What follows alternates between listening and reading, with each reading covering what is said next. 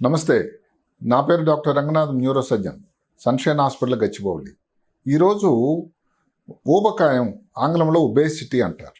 దాని వలన ఇబ్బందులు, ప్రాణాపాయం ఎందుకు వస్తాయి, ఈ విషయాల మీద మాట్లాడుకుందాం. ఈ ఊబకాయం అన్నది క్రమేణా భారతదేశంలో పెరుగుతూ ఉందండి. ఒక 10 సంవత్సరాల క్రితం చూసుకుంటే భారతదేశంలో ఊబకాయంతో ఇబ్బంది పడేవాళ్ళు ఇప్పుడు 2 రెట్లు పెరిగారంటే నమ్ముతారా? దీనికి జీవన ప్రమాణాలు పెరగచ్చు, ఆర్థిక తాలూకా స్తోమత పెరగచ్చు, భోజన అలవాట్లు మారాయి, నిద్ర తగ్గిపోయింది. ఇన్ని కారణాల వల్ల ఈ ఊబకాయం అనేది భారతదేశంలో, ఒకప్పుడు అమెరికాలోనూ ఇంగ్లాండ్లోనూ ఉంటారనుకునేది ఇప్పుడు మన దేశంలో కూడా ప్రవేశించింది. ఇది మంచి పరిణామం అయితే కానే కాదు. ఈ ఊబకాయం లేకపోతే ఒబేసిటీ అనేది ఎలా నిర్దేశిస్తామంటే, ఒక మాట ఉంది, BMI అంటే బాడీ మాస్ ఇండెక్స్ అని. అంటే ఏమిటి? ఆ వ్యక్తి తాలూకా ఎత్తు, బరువు, దీని తాలూకా నిష్పత్తి. ఇది నార్మల్గా 30 కంటే తక్కువ ఉండాలి. ఇది కానీ 30 నుంచి 39 వరకు ఉండేటట్టయితే దానిని గ్రేడ్ 2 ఒబేసిటీ అంటారు. 40 కంటే ఎక్కువ ఉందనుకోండి, గ్రేడ్ 3 ఒబేసిటీ అంటారు. ఇది చాలా ప్రాణాంతకం. దీనిని ఇంగ్లీష్లో ఇంకొక మాట ఉంది, మార్బిడ్ ఒబేసిటీ అని. అంటే ఒబేసిటీ అన్నది పెరుగుతూ ఉన్నంత వరకు దానివలన వచ్చిన ఇబ్బందులు చాలా ఉన్నాయి. మన తెలంగాణ రాష్ట్రమే తీసుకుందాం. 48% మంది స్త్రీలు, 37% మంది పురుషుల్లో ఊబకాయం అంటే ఏంటి? BMI అన్నది ఏదైతే నేను చెప్పానో 30 కంటే పెరిగి ఉందని నమ్ముతారా? అదే కాకుండా రోజు రోజుకి ఈ సంఖ్య ఇంకా పెరుగుతూ ఉంది. ఒకప్పుడు ఈ ఊబకాయం ఆంధ్ర రాష్ట్రంలో తక్కువ ఉండేది, ఇప్పుడు అక్కడ కూడా ఈ ప్రవేశించింది. ఎందుకు అంటే దీనికి కారణాలు ఉన్నాయండి. భోజన అలవాట్లు మారిపోయినాయి. ఇప్పుడు జంక్ ఫుడ్ అని ఒక మాట ఉంది, అందరికీ తెలుసు అది మంచిది కాదు అనేది. ఒక్కోసారి ప్రాణాంతం కూడా అవుతుంది. తినేదానికి రుచిగా ఉంటుంది, దానిలో బాగా లవణం, సాల్టు, లేకపోతే కొవ్వు పదార్థాలు, ఫ్యాట్సు, మూడోది ఏమిటంటే షుగర్తో కూడినటువంటి బాగా దట్టించి ఉండేటువంటి పదార్థాలు ఇవి. అలాగే పేస్ట్రీలు, కేక్స్, ప్రాసెస్డ్ మీట్స్ అంటాం. ఇప్పుడు బాగా నాన్ వెజిటేరియన్ తీసుకోవడం కానీ, కేక్స్ తీసుకోవడం కానీ ఏది కూడా తప్పు కాదు. అది తీసుకునే దానిలో మితం అన్నది చాలా ముఖ్యం. ఎందుకంటే తెలుగులో ఒక మాట ఉంది, అతి సర్వత్రా హేతువు అని. ఇలాగ మరి లిమిట్ లేకుండా తీసుకుంటూ ఉంటే సరే, శరీరానికి వ్యాయామం తగ్గిపోయింది. అసలు ICMR వాళ్ళు కానీ భారత ప్రభుత్వం నిర్దేశించినటువంటి నిర్దేశకాలు ఏమిటంటే, ప్రతిరోజు కనీసం 20 నిమిషాల నుంచి అరగంట సేపు శరీరానికి వ్యాయామం, సింపుల్ వాకింగ్ చేయాలి. మరి అదే టైం లేదే జనానికి. అలాంటప్పుడు ఇంకొక మాట కూడా ఏం చెప్పారంటే, కనీసం వారంలో 2 రోజులు, ఏది శని ఆదివారాలు ఎక్కువ మందికి సెలవులు కూడా, ఆ రోజునన్నా మీరు వ్యాయామం చేయండి అని చెప్తున్నారు. సో వ్యాయామం తక్కువైపోవడం, అదే కాకుండా కొంత శాతం ఈ జెనెటిక్ అంటే ఏది జన్యుపరంగా ఇంటి దగ్గర ఇంకా మిగతా వాళ్ళు పెద్దవారు కానీ నాన్నగారు కానీ ఇబ్బంది ఉంటే దానిలో పిల్లలకు రావడం కూడా కొంత శాతం, ఇది ఎక్కువ కాదు.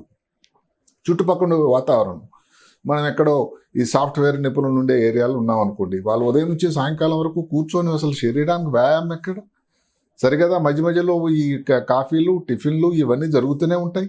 తెలియకుండానే ఎంత వెళ్ళిపోతుందో ఆ లోపలికి, ఏది క్యాలరీస్ అన్నవి, అది ఎవరికి పట్టింపు ఉండదు. దాంతో కూడా ఊబకాయం వస్తూనే ఉంటుంది. ఇంకొక మాట ఏమిటి? ఇప్పుడు కొన్ని మందులు, ఉదాహరణకి ఇప్పుడు ఈ టైంలో, ఈ కోవిడ్ టైంలో ఈ స్టెరాయిడ్స్ అన్న మందు వాడడం వల్ల కూడా కొంతమందికి ఈ ఊబకాయం రావడం సహజం.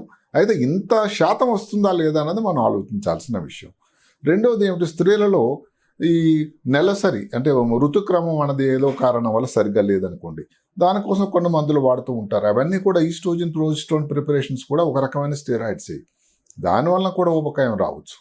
సరే థైరాయిడ్ గ్రంథి పని లోపం ఉండడం వల్ల కూడా ఉన్నది. ఆఖరిగా ఏమిటంటే, ఈ మధ్యకాలంలో ఈ వ్యాయామం తక్కువ అవడం కానీ, ఇంకేదైనా కారణం వల్ల కానీ, భోజనం వల్ల కానీ, యంగ్ లేడీస్లో PCOD అని ఒక మాట వచ్చింది. అంటే అక్కడ ఏదైతే ఓవరీస్ అనే శరీరంలో ఉంటాయో దాంట్లోపల కొన్ని సిస్టులు వస్తున్నాయని. ఈ కారణాలు అన్నిటి వల్ల కూడా ఈ ఊబకాయం రావడం అనేది సహజం. ఇందాకే చెప్పాను, ఇది రోజు రోజుకు పెరుగుతూ ఉంది, ప్రతి సంవత్సరానికి పెరుగుతూ ఉంది. దీనివల్ల ఇబ్బందులు ఏమిటి? ఒక ముఖ్యమైన ఇబ్బంది ఏమిటంటే రక్తపోటు పెరగడం, బ్లడ్ ప్రెషర్.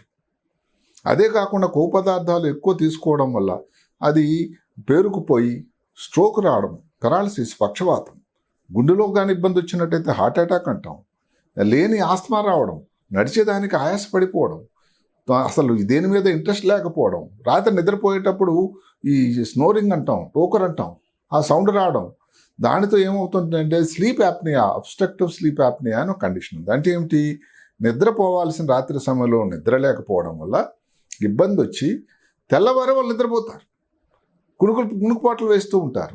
భగవంతుడు నిర్దేశించిన సమయం ఏంటంటే రాత్రి సమయంలో నిద్రపోవాలని. రాత్రి నిద్రపోకుండా పగలు నిద్రపోతే వాళ్ళ పనితనంలో తాలూకు ఇబ్బంది వస్తుంది, యాక్టివ్గా ఉండలేరు. ఇలాంటి ఇబ్బందులన్నీ కూడా ఈ స్లీప్ యాప్నే ఉన్న వాళ్ళు వస్తుంది. ఇంకొకటి ఏమిటి, ఈ బరువంతా కాళ్ళ మీద పడడం వల్ల ఆస్టియో ఆర్థరైటిస్ అంటే కీళ్ళలో తేడా రావడం, కీళ్ళలో. అదే కాకుండా షుగర్ అన్నది, టైప్ 2 డయాబెటీస్ అని ఒక మాట ఉందండి, ఇది కూడా ఈ ఎవరైతే ఊబకాయం ఉన్న వాళ్ళు వస్తుంది.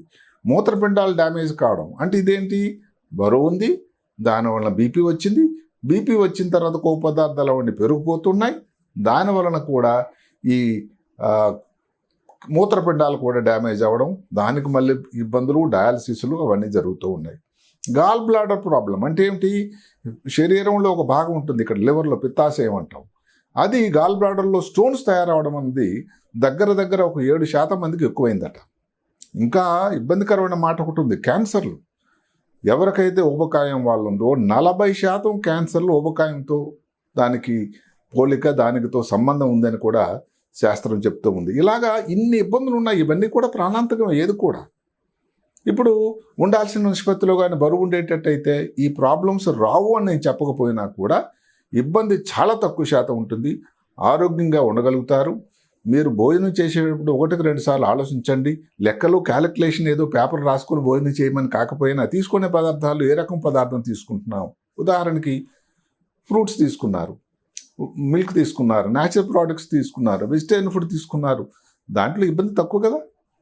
నాన్ వెజిటేరియన్ ఎంజాయ్ చేయొచ్చు, కానీ మితం ఉండాలి. అందులో కూడా మీరు చేప కానీ కోడిగుడ్డు కానీ వారానికి 2 సార్లు 3 సార్లు తీసుకోండి, దానివల్ల ఇబ్బంది రాదు. ఈ ప్రాసెస్డ్ మీట్ అంటే దానిలో బాగా లవణం, ఇవన్నీ దట్టించినటువంటి ఫ్యాట్స్ ఉండే పదార్థాలు తీసుకోండి, బేకన్ అని, వీటి వల్ల ఇబ్బంది వస్తుంది. అందులో చిన్న వయసులో మొదలుపెట్టిన వారు ఏంటంటే వయసు పెరుగుతున్న కొలది అవంతా కొవ్వు పెరిగిపోయి వ్యాయామం లేకపోవడం వల్ల ప్రాణాంతకం అయ్యేటువంటి పరిస్థితి ఉంది. దీని నుంచి బయటపడాలంటే మందులు, నిజానికి ఏ వచ్చిన మందులు వచ్చా కానీ మందులు లేవండి, ఉన్నదల్లా ఆపరేషనే. మళ్ళీ ఆపరేషన్ అంటే అందరూ రెడీ కారు. ఈ మధ్యకాలంలో ఈ బ్యారియాట్రిక్ సర్జరీ ఒకటి ప్రశస్తంలోకి వస్తూ ఉంది, దానివల్ల బరువు కొంతమంది తగ్గుతూ ఉన్నారు. ఇంకా లైపోసక్షన్ కొన్ని పద్ధతులు కూడా ఉన్నాయి. ఏదేమైతేనేమి ఊబకాయం అన్నది ఒక్క జన్యుపరంగా వచ్చేది మన చేతుల్లో లేదు, మిగతావన్నీ కూడా చాలా వరకు మన చేతుల్లో ఉన్నాయి. ఊబకాయం రాకుండా ప్రయత్నం చేయండి, వచ్చినట్లయితే ఎంత తొందరగా తగ్గడానికి గట్టి ప్రయత్నం చేయండి. ఇంకా తప్పనిసరి అన్నట్టయితే ఏదో ఒక సర్జరీ చేసుకొని ఆరోగ్యంగా ఉండండి. ఎందుకంటే మీరు ఎంత బరువుగాని ఉంటే శరీరంలో ప్రతి అవయవం, ఉదాహరణకి ఒక మాట చెప్తాను, 50 కిలోల బరువు ఒక వ్యక్తి ఉన్నారు, ఒక వ్యక్తి 100 కిలోలు ఉన్నారు. గుండె మరి 50 కిలోలకు పనిచేస్తుంది అక్కడ, కానీ ఇక్కడ 100 కిలోలకు పనిచేయాల్సి ఉందే, ఊపిరితిత్తులు 100 కిలోలు పనిచేయాల్సి ఉందే. దానితో గుండె అలిచిపోయి ఇబ్బంది పడి దాని వలన వచ్చేదే ఈ బ్లడ్ ప్రెషర్. ఒక ఉదాహరణ మీకు చెప్తున్నా, ఇవన్నీ ఒక విషవలయం, ఒక చైన్ రియాక్షన్ అంటాం. బరువు ఎక్కువ ఉండడం, బీపీ పెరగడం, గుండెపోటు రావడం, స్ట్రోక్ రావడం, షుగర్ రావడం, మూత్రపిండాలు డ్యామేజ్ అవ్వడం. భయపెట్టే ప్రయత్నం దయచేసి ఎవరికి కాదు. ఈ ఊబకాయం వల్ల ప్రజలు రోజు రోజుకి సంఖ్య పెరుగుతూ ఉన్నారు. కాబట్టి మనం ఎట్టి పరిస్థితుల్లో కూడా దానికి దూరంగా ఉండాలి అని మీకు ఒక మా సలహా ఇస్తున్నాను.